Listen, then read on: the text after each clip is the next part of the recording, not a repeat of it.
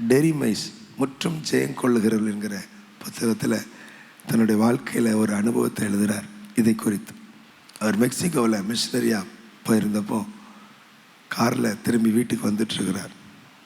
வர்ற வழியில் ஆள் இல்லாத ஒரு ரோட்டில் ஒருத்தர் லிஃப்ட் கேட்குறார். இவர் தாண்டி வந்துட்டார். தாண்டி வந்தவர் திரும்ப தான் பார்க்குறாரு. இவன் லிஃப்ட்டு கேட்டானே, வண்டியை ஸ்லோ பண்ணி மிரரில் பார்க்குறாரு. அவங்க பரிதாபமாக நிற்கிறான். சரி நம்ம லிஃப்ட் கொடுத்துரும். அப்படியே வேகமாக ரிவர்ஸில் வரார். சாரி ஏறிக்கோ அப்படின்றார். அவன் பின்னாடி உட்காரான். கார் போயிட்டுருக்கு. போகும்போது அவன்கிட்ட விசாரிக்க, நீ எங்கே இறங்கணும்ப்பான்னு கேட்குறக்காக திரும்புகிறாரு. அவன் கையில் துப்பாக்கியோடு இருக்கான். இவருக்கு ஒன்றும் விடலை. துப்பாக்கி இடுப்பில் வச்சுட்டான். துப்பாக்கி இடுப்பில் வச்சு அப்படி இருக்கும். அவன்கிட்ட இருக்கிறதெல்லாம் எடு அப்படின்றார். இவர் சொல்கிறாரு, உன்னால் என்ன சுட முடியாதுன்றார். அப்படிங்க. இல்லை, உன்னால் என்ன சுட முடியாது, நான் தேவனுடைய மனிதன் அப்படின்றார். அவனுக்கு புரியலை தேவனுடைய மனுஷனை. ஏன்னா அது ஃபுல்லாக ஆர்சி கண்ட்ரி, கத்தோலிக்க கிறிஸ்தவர்கள். அவர் மறுபடியும் சொல்ல, உன்னை சுற்றுவேன் அப்படின்னு கத்துறான். இவர் சொல்கிறார், உன்னால் என்ன சுட முடியாதுடா, நான் தேவனுடைய மனுஷன். அவன் மறுபடியும் கத்துறான், உன்னை இப்போவுமே சுட்டு கொண்டு வருவேன் அப்படின்றான். இவர் தேவன், அவன் புரியல தேவனுடைய மனுஷன்னா என்னடா அப்படிங்க. ஃபாதர் ஃபாதர் அப்படின்னா, அவன் ஃபாதரெல்லாம் சட்டை பண்ணலை. என்ன, நான் உன்னை சுடுவேன்னு கத்துறான். இவர் மறுபடியும் விசுவாச வார்த்தைகளை பேசுகிற. அவன் வார்த்தை மறுத்து, நீ என்ன சுட முடியாது, காரை ஓரமாக நிறுத்து அப்படின்ட்டான். நிப்பாட்டிட்டார். காரில் இருந்த பொருள்லாம் எடுக்கிறான். ஒன்று சொன்ன, எடுக்காத, இதெல்லாம் தேவனுக்கு சொந்தமானது அப்படிங்கிறார் இவர். நீ முதல்ல கீழே இறங்கு அப்படின்னு இறங்கி கார் சாய் வாங்கிட்டான்.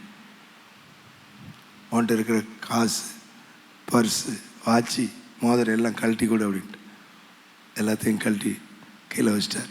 தள்ளி போய் நில்லு அப்படின்ட்டு தள்ளி போய் நிற்கிறார். அவர் சொல்கிறாரு, உன்னால் என்ன சுட முடியாது. அவன் துப்பாக்கி எடுத்து நெத்தியில் வச்சுட்டான். இவர் உடனே கையெடுத்து அவன் நெத்தியில் வச்சுட்டார். இயேசுவின் நாமத்தில் உன்னால் என்ன சுட முடியாது அப்படிங்க. அவனுக்கு கோபமாக வருது. இன்னும் லூஸாக இருப்பான் போல இருக்கு. நான் துப்பாக்கி நெத்தியில் வச்சுருக்கேன், சுட முடியாது. நான் உன்னை சுடுவேன் இப்போ பாரு அப்படிங்கிறான். அவர் மறுபடியும் அவர் நெத்தியில் கை வச்சு, உன்னால் என்ன சுட முடியாது இயேசுவின் நாமத்தில்ங்கிற. சின்ன பிள்ளை விளையாட்டுத்தனமாக. அவன் தள்ளி வந்து நின்றுட்டு அவர் மேலே நேர குறி பார்த்து சுட்டுட்டான். ஒரு தடவை, 2 தடவை, 3, 5 தடவை சுட்டான். 5 தடவையும் குண்டு அவர் மேலே படலை. அவனுக்கு ஒன்றுமே புரியலை. போய் மறுபடியும் குண்டை நிப்பாட்டு தான், நிரப்பு தான், நிரப்பிட்டு வாரான். அவர் சொன்னார், டேய் உன்னால் என்ன சுட முடியாதுடா, பார்த்தல. அவனுக்கு என்ன செய்யணும் ஒன்றும் புரியலை. நீ வா அப்படின்ட்டு இவரை தரதரன் ரோட்டிலேருந்து கொஞ்சம் தள்ளி கூப்பிட்டு போகிறான். ஒரு 150 மீட்டர் கூட்டு போயிட்டான். ட்ரெஸ் எல்லாம் கழட்டுன்ட்டான். பேண்ட்டு சட்டெல்லாம் கழட்டியாச்சு. மிஷினரி சட்டியோட நிற்கிறார். ட்ரெஸ் எல்லாம் எடுத்துட்டு, நீ இங்கே இரு அப்படின்னு சொல்லிட்டு வந்துட்டான். இவருக்கு என்ன செய்யணும்னு தெரில. இப்போ கர்த்தருடைய உதவி எப்போது தேவை சொல்லுங்க. இப்படி அரைக்கால் சட்டியோட எங்கே போக முடியும்? யார்கிட்ட லிஃப்ட் கேட்க முடியும்? அவன் பாட்டுக்கு ரோட்டில் இறக்கி விட்டு காட்டுக்குள்ளே விட்டுட்டு கார் எடுக்க போகிறான். இவர் தனக்கு தெரிந்த எல்லா வசனங்களையும் சொல்கிறார். ஆண்டவரை கூப்பிடுறார். ஆண்டவரே, ஆபத்து காலத்தில் என்னை நோக்கி கூப்பிடு, நான் உன்னை விடுவிப்பேன், நீ என்னை மகிமைப்படுத்துவாய்ன்னு சொன்னீர். இப்போதல்லவா எனக்கு ஆபத்து காலம், இப்போ எனக்கு நீர் உதவி செய்யும். நீர் நாளைக்கு உதவி செஞ்சு பிரயோஜனம் இல்லை. இப்போ இந்த நிமிஷம், இந்த நேரத்தில் எனக்கு உதவி வேணும் ஆண்டவர்.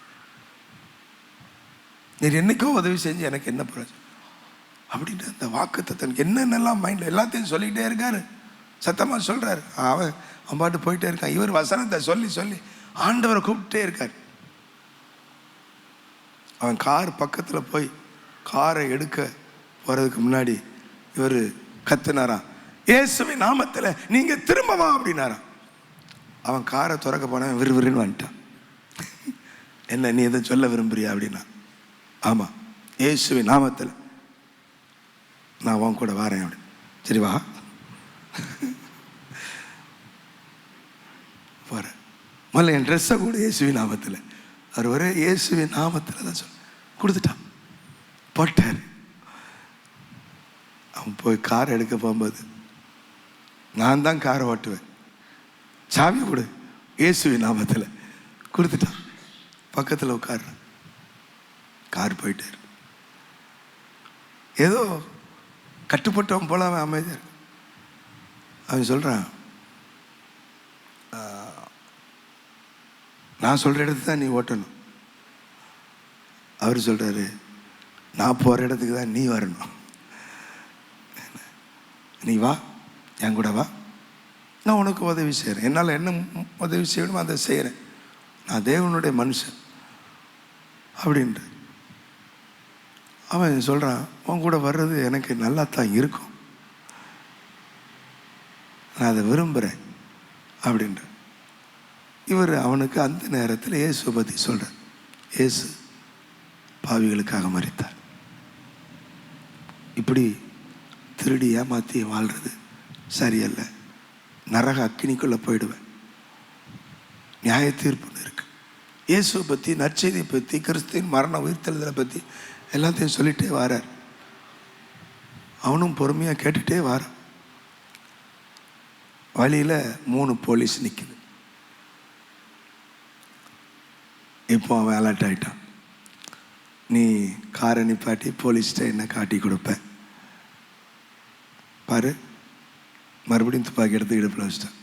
நான் ஒன்றையும் சுட்டுருவேன், இந்த போலீஸையும் எத்தனை பேரை சுட முடியுமோ நான் சுட்டுருவேன், என்னை இழிச்சவான்னு நினைக்காத.